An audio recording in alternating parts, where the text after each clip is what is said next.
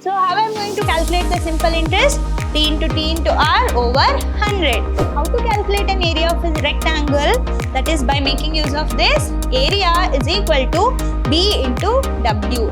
If that remainder is not equal to 0, that means we are going to get any number other than 0. So we all know that flowchart is nothing but what? It is a graphical or a pictorial representation of a solution to a given problem.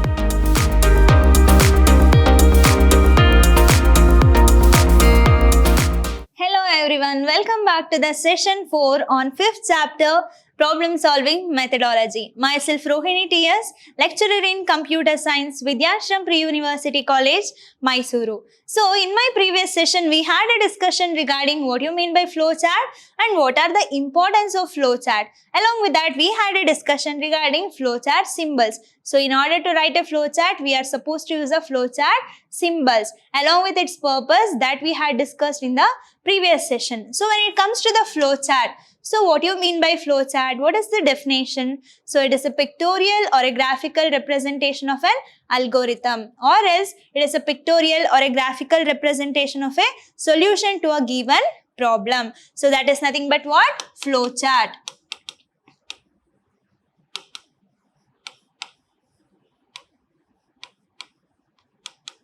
Graphical representation.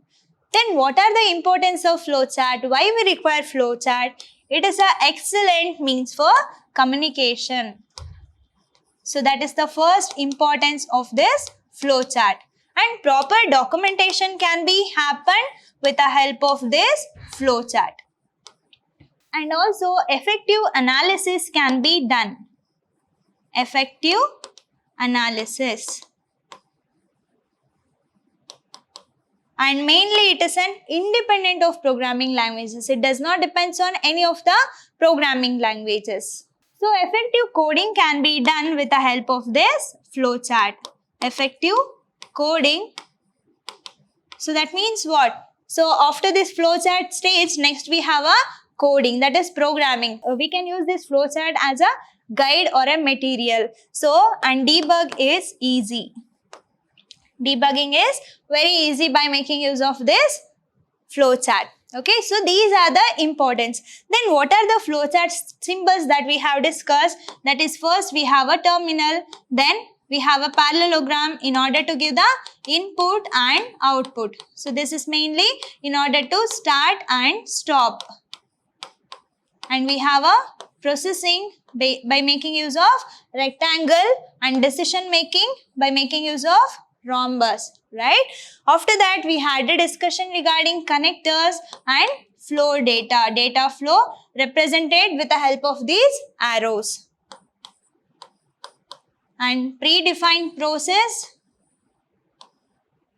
And if there any looping or repetition of a statement is there, then we are going to use these symbols. So all these symbols are helpful in order to write a flowchart. Then what will be the today's content? So in this session, we are going to learn some more examples in order to write a flowchart for the given algorithm. Along with that, I am going to discuss its advantages and disadvantages. Then what you mean by pseudocode. So these are the contents that I am going to discuss in today's session. Let me get into the session then. So in the previous session only, we had a discussion regarding some of the examples in order to write a flowchart. So in these sessions also, we will be continuing with the example of a flowchart. So we know what is the symbols that we are supposed to use for the particular purpose. So here, what is the question then? Design a flowchart to calculate the simple interest. So already we had a discussion regarding how to write an algorithm for the given problem, that is simple interest. So in order to find the simple interest, what are the inputs that are required? So that comes under analysis stage. So what are the input that I require? I require the principal amount and time along with the rate of interest. Those three are the inputs. Then what will be the process? I have to calculate the simple interest. How to calculate the simple interest? T into R over 100. So this will give me the simple interest. Then what is the first step? Step 1, start. So when it comes to the step 2, it is input. So what are the inputs that I require? I require principal amount, then time along with a rate of interest. So these three are the variables that I require in order to take the input. Then what will be the third stage? That is calculation. How the calculation will going to happen? I have one more variable called SI that depicts is nothing but what? Simple interest. So how I am going to calculate the simple interest? P into T into R over 100. So in the first stage, I am going to display. So that display is nothing but what? Output. Where the value of that simple interest has been stored? In the variable called SI. So I am going to take output as SI. Then in the fifth step, I have done with display. At last, I need to stop. So this will be my last stage of an algorithm. So now my work is to convert this algorithm into flowchart, right? What is the first step? That is start. So for start, which symbol we are going to use? That is terminal. We are going to use the terminal in order to start or stop, right? So when it comes to the start, here we are going to use the terminal. This arrows indicates the data flow, how the data is moving from one stage to next stage. So we are done with step 1. What about step 2? Here we are going to take the input. What are the inputs? P, T and R. So which symbol we are going to use? That is parallelogram. So for input, I am going to take parallelogram, input P, T and R. Once the input is taken, it has to be calculated. How the calculation part will going to happen? That is with the help of this processing symbol, right? So in processing, I am going to take the calculation part like SI is equal to P into T into R, which is over 100. So that value will be stored on this SI variable. So calculation is done. Which is the next step? That is display or output. So for output, which symbol we are going to use? That is nothing but parallelogram. So this will be help me to represent input and output. So display or output SI. So I am done with all these part. What will be the last step? I have to stop. So for stop, we are going to use the terminal. So this is how we are going to find a simple interest. That means we have written a flowchart in order to find the simple interest. So let me move on to the next example. So here in this example, we are finding or we are designing a flowchart and an algorithm to find the area of a rectangle. What is the problem here? I need to find the area of a rectangle. How I am going to find the area of a rectangle? That is with the help of this formula, breadth into width. So by making use of that formula, we are going to find the area of a rectangle, right? So first step is what about this algorithm? I have to start. Step 1, start. So input, breadth and width. So what are the inputs that I require here? Breadth and width. So I am going to take this breadth as B and I am going to take this width as W. So then what will be my input here? In step 2, that is input B and W. Okay, so what will be the third step? I need to calculate. How to calculate an area of a rectangle? That is by making use of this area is equal to B into W. So this represents the multiplication of that breadth value along with this width value. So in this third step, I have done with calculation. What will be the next step? That is step 4. We have to display the output. So where the value of this area has been stored. So area of rectangle, that is B into W. Where the value has been stored. That is in the variable called area. So we are going to display the value of area here. Getting? So after the display, I have to stop because we must know that at some point the termination has to occur. So for that, we are going to use stop. So now we'll convert this into flowchart. So what is the first step? That is we are supposed to start. So for start, I'm going to use the terminal start symbol. Then I'm taking the input. What are the input here? B and W. So B represent breadth and W represent width. So by making use of this parallelogram, I'm taking B and W. How the calculation will going to happen? That is with the help of this area. Area is equal to B into W. For this calculation, we are going to use this rectangle symbol that represents the processing, mainly used for the calculation purpose. So once I am done with this calculation, what is the first step? I have to display the value of area. So that output or display area. I'm done with all these stages. At last, we have to stop the execution. So that represents stop. By making use of terminal, we are going to make that flowchart at the end. So this is how we are going to design an algorithm along with a flowchart for the area of a rectangle. So let me move on to the next one. So here, what is the problem? I have to analyze the problem. So what is the problem then? Write a program, design a flowchart and an algorithm to find the lodger of two numbers. What is the problem here? I have to find a lodger of two numbers. So what is the lodger of two numbers? So if I get to know who is shorter, who is taller, then what I'm supposed to do? I have to compare. Here also we are going to compare. So I have two values A and B. So what are the two values that I have? I have two values called A and B. So here what I need to do? I have to find the lodger of two numbers. Which is larger, whether A is larger or B is larger. So for that I have to compare. How the comparison will going to happen? How the comparison, that means how the relational operator will going to work? That is with the help of this decision making. So here I am making a decision. What kind of decision I am making? I am comparing, right? Which is greater or which is larger, whether A or B. I am doing the comparison. When I am doing the comparison, which symbol should I use? That is branching or decision making. I am making a decision. Which one is larger? Okay, so these are the first step that you have to understand. So for input, I am going to take two variables A and B. It can be any of the name like X, Y, M, N. You can take as your wish. Okay, so here I am taking A and B. I am going to compute. So in computation, what will going to happen? I am going to compare. If A is greater than B, at that time which is greater?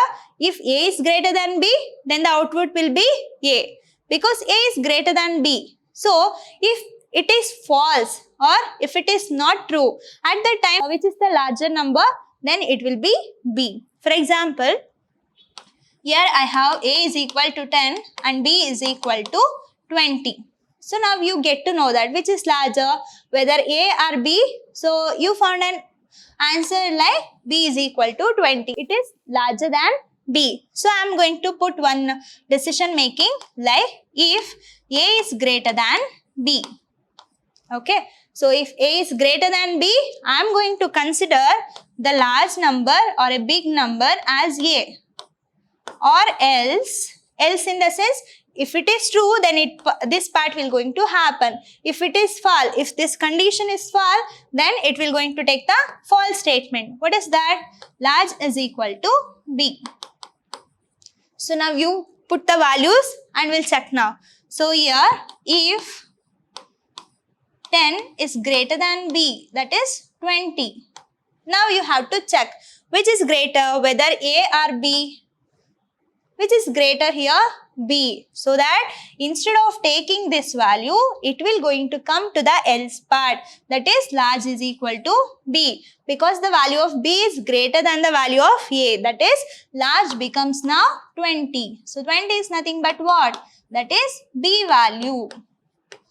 Okay. So this is what you have to analyze. So input A and B, and I need to compare the values which is greater and which is smaller. So if it is greater, then I have to take that variable as a larger. So if it is not, then I have to leave. Okay. So now we'll see the algorithm here. Step 1, start. So what are the inputs that I am taking? Input A and B. Right? After that, in step 3, I am doing the calculation. I am computing. So what I am computing here?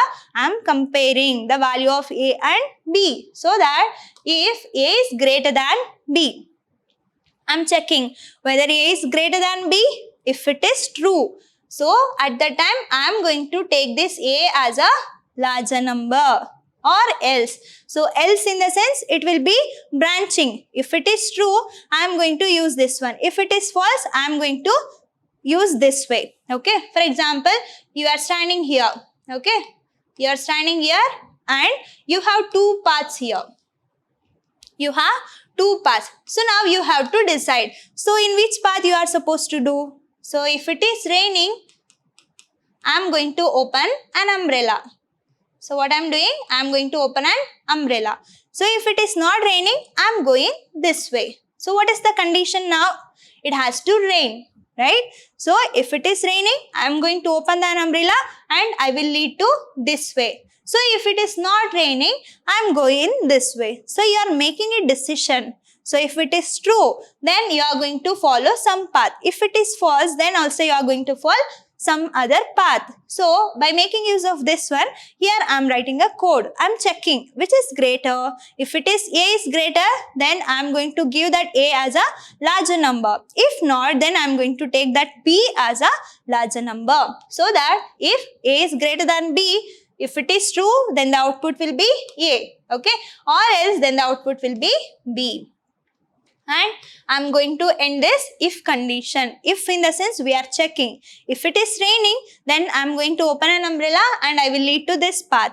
So if it is not raining, then I will follow this way. So at last what? It has to end. It has to end that requirement, or it has to end that decision. So that is end if.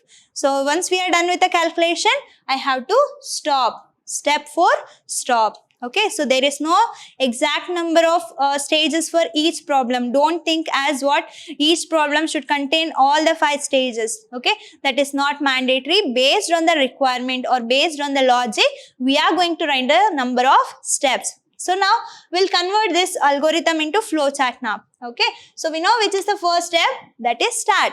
For start, we are going to use this terminal start. Right?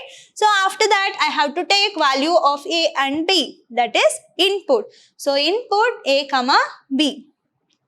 Next, I have a comparison. Right? So for comparison, which symbol will we are going to use? That is decision making. So rhombus we are going to use. So what kind of decision I'm making?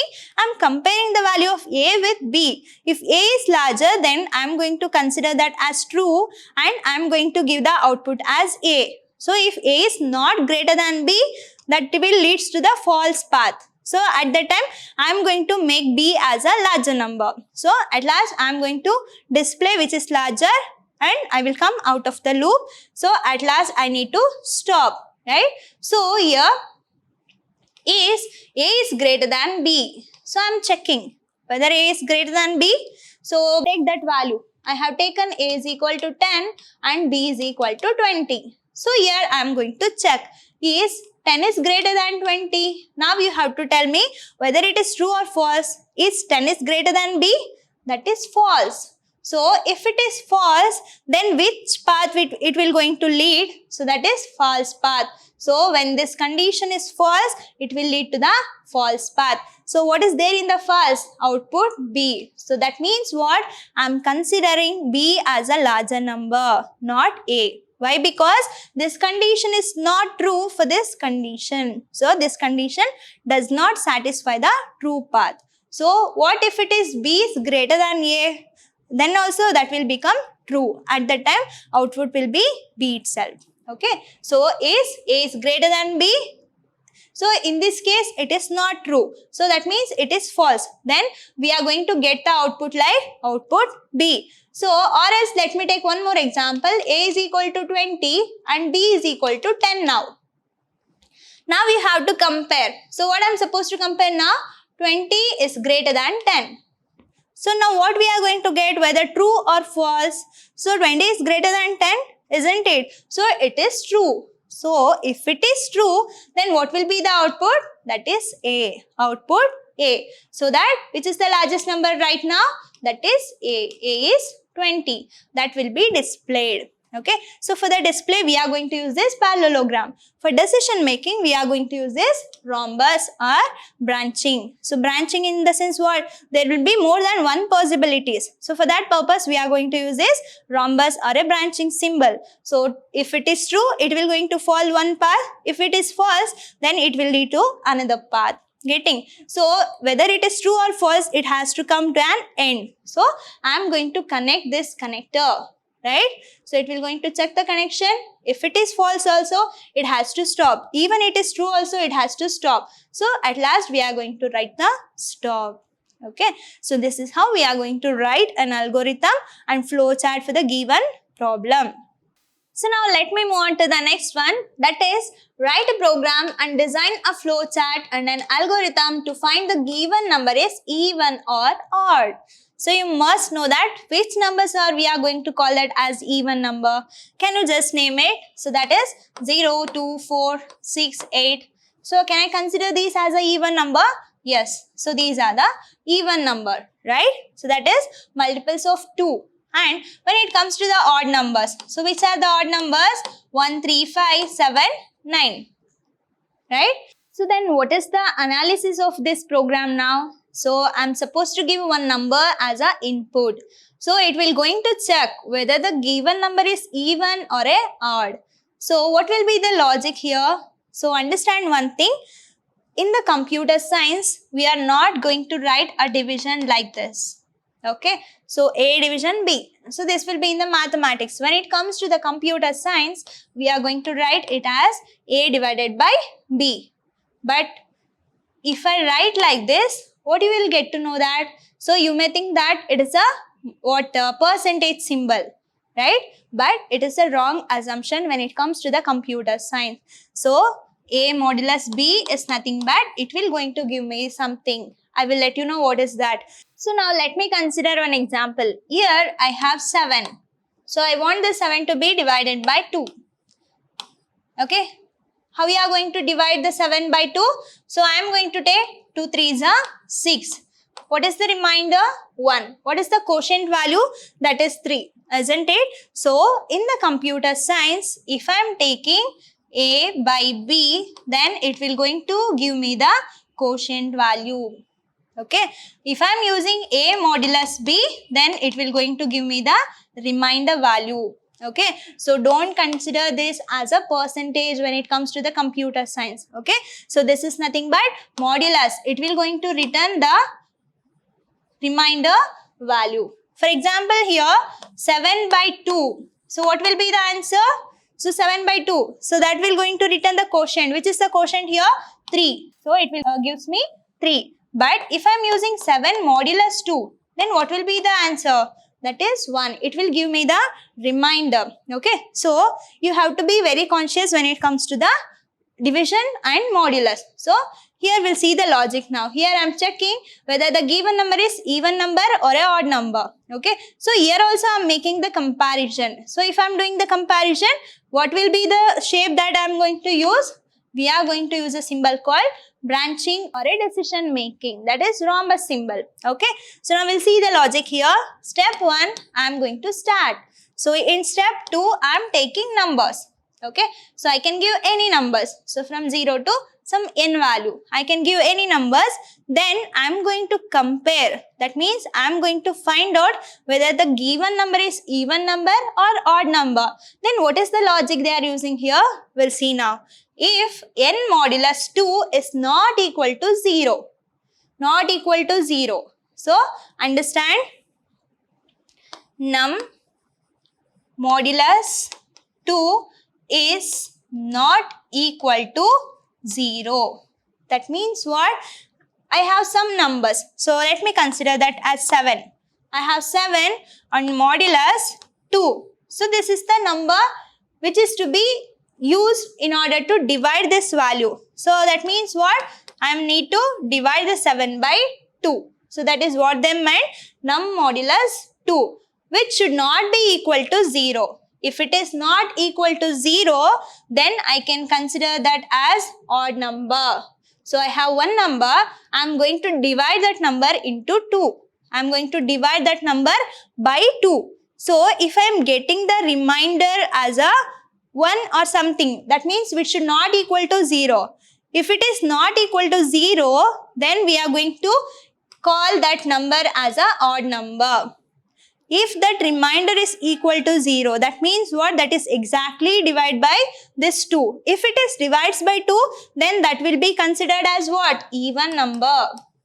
So that, what is my logic here? Num modulus 2 not equal to 0. Or else you can also make the logic like what? If num modulus 2 is equal to 0, then I can call this number as a even number. If it is not equal to 0, then we are going to call this as odd number. Okay. So let me erase everything so that it will be helpful you to understand. Yes.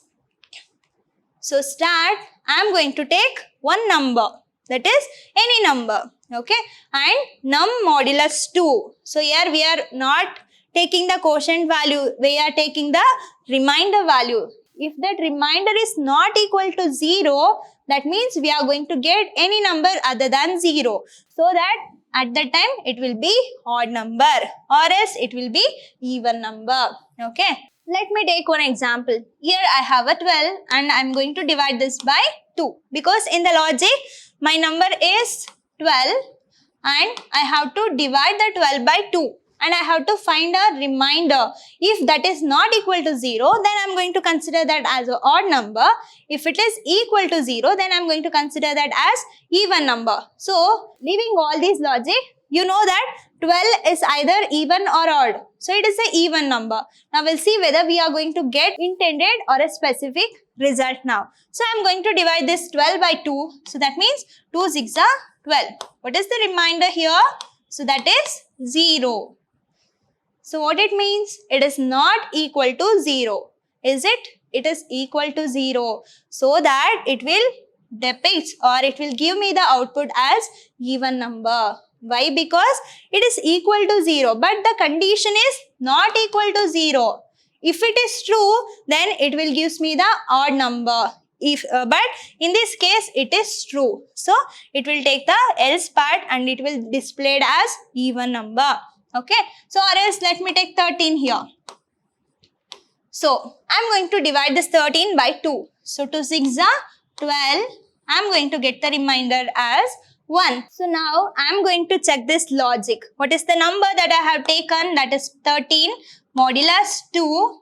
Now, you have to check. Is not equal to 0? True or false? Because I got the output as 1. That means it is not equal to 0. Only if we got the remainder as 0, then only it will be considered as even number. Other than it will be considered as what? Odd number. So here condition get satisfied. So if the condition is true, then what part will going to happen? That is output odd number. So I am going to take this 13 as odd number and I am going to take this 12 as even number. So based on this logic. Okay. So once I am done with the decision making, I have to stop the condition, that is end if. So at last stop. We'll see the flow chart now. So here I am taking the start and I am taking number as an input. Here also we are making a choice, that is we are taking a condition. What is the condition here? Is number modulus 2 is not equal to 0. If it is not equal to 0, you must know that it will be falls under odd number. So that if the condition is not equal to 0, if it is true, then it is odd number. If the condition is false, that means it will be equal to 0. At that time, it will going to give the answer like even. Whether it is true or false, it has to come to an end. So, we are going to connect this. Okay. So, we are going to use the connectors along with the flow direction. At last, we are going to stop. Getting?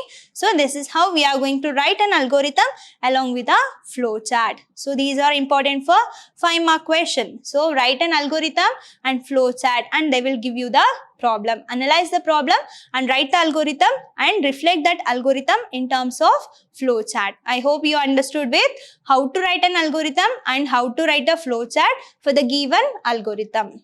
So, now we'll see what are the advantages of flow chart we have. How the flow chart will going to be important. We'll see the advantages now. So we all know that flow chart is nothing but what? It is a graphical or a pictorial representation of a solution to a given problem. Okay. First we are going to write an algorithm that will be converted into flow chart. After that flow chart, it will be converted into any of the higher level programming languages. Then what are its advantages? So with regards to the importance of flow chart, and we can also learn with advantages of flow chart. That is, flow chart will going to provide an excellent means of communication. So, by making use of this flow chart, it will be very easy for us to understand what is the problem, how to analyze the problem, what are the inputs that we require, and how we are going to process. Everything will be easy in order to understand. So that it is an excellent means of communication. So it has got a definite procedure. At one point of time, we have to stop the flow chart. Okay, there must be a proper definite number of stages so that it has a definite procedure which will show all the major parts of a program. If I consider the previous example of a flow chart, there I have got all the inputs and I have got all the outputs along with a procedure. That means along with a calculation, it will going to give us all the major stages. Okay, it is easy to convert that into program. So we know algorithm, flowchart, then programming. So once I'm done with flowchart, then it will be easy for me to convert that into any of the programming language. So then it is independent of a programming language. So understand one thing, flowchart and algorithm does not depend on any of the programming languages. So you may write a code or a programming either in C, C++, Java, any of the programming languages, but that does not affect on the algorithm as well as the flowchart because it will be independent. So we are not writing the flowchart in terms or in specific to any of the programming languages so that it will be independent of a programming language. It is very easy to debug because we know that every stages has a shapes and symbols. So we are going to represent each stage with a symbols. So if I look into that image, so as I discussed, one image is equal to 1000 number of words. So instead of taking everything as a textual form, if it is in the picture or an image, it will be easy to understand. In the same way, it will be easy to debug. I can easily get to know that what is the error, in which point an error occurs, so that it is easy to debug as every step got its own logical sequence. Because input does not merge with the output, calculation does not merge with the input, so that each stage has its own logical sequence. So it will be helpful in order to debug. That means if there any errors occurs, it will be helpful in order to identify. So these are the advantages of flowchart. Now we'll see what are the disadvantages of flowchart. So it is time consuming. So I have to create an algorithm that has to be converted into flowchart, and we know that how to represent a flowchart, that with the help of that symbols or a shapes of flowchart, right? So I have to take a time and I have to write it very carefully. So it will be time consuming and it requires uses of many numbers of symbols. If a problem is simple, then the number of shapes or symbols that we are going to use may less. But just think about that, if the number of codes is more than 1000 lines of code, then how we are supposed to write a flow chart? It will take more time, so that it will be time consuming and which are to be very properly represented. So instead of representing a process, that we know that, so it is a rectangle. Instead of rectangle, if I make that as slant and if I make this as a parallelogram, so then what it will going to represent? Instead of process, it will going to consider that as a input or a output. So that may lead to an error. So it will have to be very conscious while writing a symbols of a flow chart.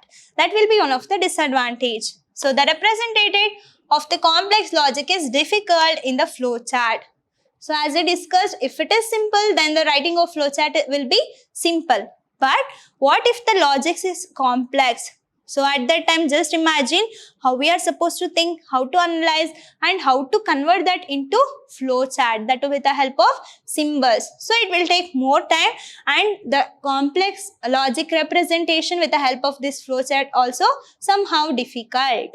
So alterations and modification can be only made by redrawing the flow chart. Just imagine, I have written 1000 lines of code, right? And I have converted that into, that means I have written 1000 lines of code as an algorithm. So now I want to convert this algorithm into flow chart, okay? But once I'm done with that flow chart, somehow I may feel that I have missed that symbols or logic, I have missed that input. So at that time, what I'm supposed to do? I have to erase whatever I have drawn and I have to redraw it because I'm doing some modification. Let me take one example. Okay, here I have started and I have taken some of the input. Okay, and I started its calculation. Now I'm feeling that I want to take one more input for this process. So at that time, what I'm do? Can I expand this and can I add the input to the existing value? No, that will be the wrong thing. So what I'm supposed to do? I have to take and I have to redraw it. I have to input whatever I require. Then I have to take the processing. Okay, so if there any alteration or if there any modification is required, that can only done by redrawing it. We cannot modify the data as it is, or we cannot do any modification to the existing flowchart. Okay, so that will be one more disadvantage when it comes to the flowchart. I hope you understood with what is flowchart, what are the symbols we require, what is the flowchart importance, and what are the advantages, what are the disadvantages along with the shapes or symbols, and how we are going to write that flowchart for a given problem. So we are done with designing tools. So here we'll see what is pseudocode. We know what is algorithm, we know what is coding, but what if it lies in between? That is nothing but pseudocode. Okay, it is an abstract representation of a program in English statement. So what I am doing here, I have a problem and I have to find a solution. For that solution, we are going to use some designing tools. It can be either algorithm or a flow chart. So what if it is not like a even algorithm or not even a programming languages? So it lies in between. So we are going to give the solution in terms of English statement. So that representation of a solution or a program is known as pseudocode. It isn't just abstract. We are not going in detail. So we are just discussing the essential part of a programming. So that will be with the help of some English statement. So instead of representing the input like this, I am going to use input, or I am taking that as a values or a variables which are required for the processing. So it is an abstract representation of a program in a English statement. So then how the pseudocode will going to represent its process and all. So here we are going to use the English word. For example, sum is equal to what I am supposed to do, a plus b. Right? So it is in the mathematical or a logical thing. But when I'm writing this code, by making use of this pseudocode, here I am going to take A, add B. Now also you get to know that A must be added with B. Here also we will get to know that A is added with B. So instead of taking the symbols or a logic, I am going to represent the solution in terms of this English statement. So that kind of representation is nothing but pseudocode. So in pseudocode, English words and phrases. So it can be more than one line of a code. So that will be in the terms of English word. So by reading that English word, I can get to know that yes, I am supposed to do these kind of operations. Okay.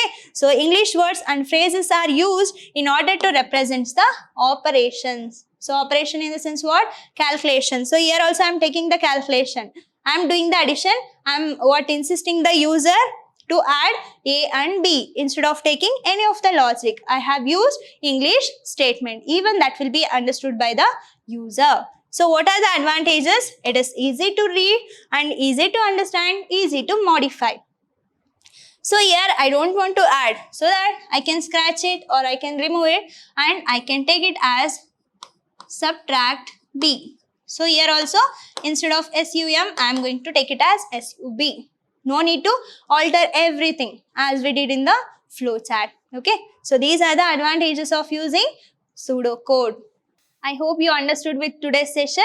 So in today's session, we had a discussion regarding some of the example for flowchart along with what are the advantages and disadvantages and how we are going to use the pseudocode. So in my next session, I am going to have a look regarding development of a programming or computer solution. So this is nothing but what? Coding. Now we are done with designing. So I have to convert that design tools into any of the programming languages. So that conversion is nothing but what? Coding. Once I am done with coding, I have to check whether it is working properly or not. So that is nothing but what? Testing. So I have tested and I have found some errors. So in order to rectify that errors, we are going to use the debugging. So after this debugging, we are going to have a look regarding program documentation. How the program documentation will going to help. What will be the last step of this problem solving methodology? That is maintenance or a program upgradation. Okay, so these are the content that I will be discussing in my next session. I hope you all understood with today's session. I'm gonna meet you in the next session. Until that, keep learning, keep on growing. Thank you very much.